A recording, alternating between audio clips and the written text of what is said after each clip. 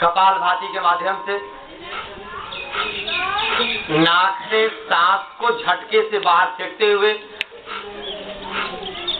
पेट को अंदर और सांस को बाहर, सांस देवता को, प्राण देवता को बार बार नमन वंदन करिए, प्रणाम करिए कि हे प्राण देवता, आप जब तक हमारे साथ जुड़े हो तब तक ये शरीर दूसरे के लिए प्रिय हो जाता है।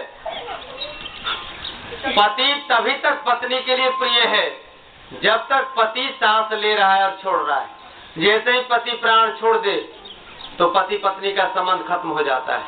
जैसे ही हमारे परिवार के चाहे कितना भी प्रिय बालक हो या हमारे माँ बाप हो, प्रेम या संबंध तभी तक है जब तक हम सांस ले पाते हैं। इसलिए सांसों के प्रति सदैव सजग रहते हुए कपालभाति का निरंतर अभ्यास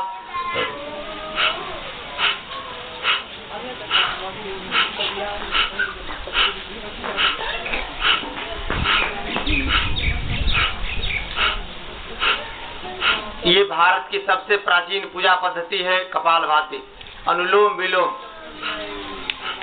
बहुत प्राचीन समय में, जब राम का समय था, जब कृष्ण का समय था, जब काली दुर्गा लक्ष्मी सरस्वती का समय था, उस समय मंदिर नहीं हुआ करते थे, न हम मूर्ति पूजा करते थे। उस समय आंख बंद करके और उस परम पिता परमेश्वर जो सबका मालिक है, जो सबका जन्म देने वाला, रखने वाला, पालन करने वाला, संहार करने वाला है, कपालभाति लगातार करिए।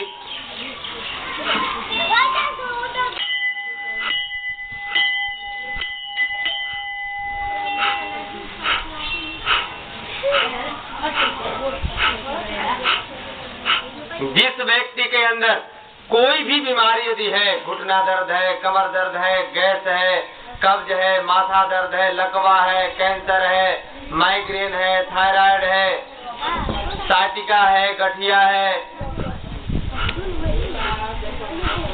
उन सारे बीमारियों को दूर करने की ताकत केवल और केवल कपालभाति में है, प्राणों की आराधना में है, प्राणों की साधना में है।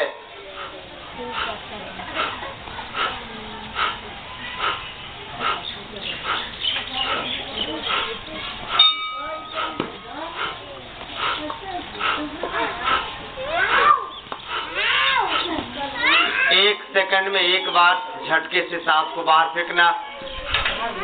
1 सेकंड 1 स्ट्रोक, 1 सेकंड में एक ही झटका।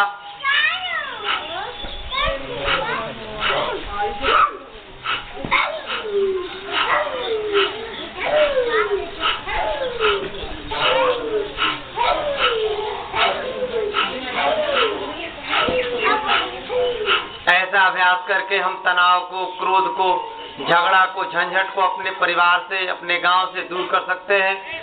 हम अपने भीतर शांति को स्थापित करके और अशांत वातावरण को हम अपने शरीर से, अपने जीवन से दूर कर देते हैं। कपालभाति निरंतर जब अभ्यास करेंगे, जिन जिन अंगों में जहां समस्या है, तो कपालभाति करते समय आप उसी अंग पर ध्यान को केंद्रित कर दीजिए, टिका दीजिए। जैसे घुटना दर्द है तो घुटने पे ध्यान लगाइए और कपालभाति करिए। गैस कब्ज है तो अमाशय पर, उदर पर ध्यान लगा दीजिए। माथा में दर्द है तो माथा पर ध्यान लगा करके कपालभाति करिए। और जब सांस को छोड़िए तो लगे कि हमारे भीतर के सारे विकार सांसों के साथ बाहर निकल रहे हैं। और जब स्वतः सांस अंदर प्रवेश करे तो ऐसा लगे कि दुनिया का सब सुख, शांति, समृद्धि, आरोग्य हमारे भीतर प्रविष्ट हो रहा है। ऐसे शुभ संकल्प, ऐसे शुभ भावनाओं के साथ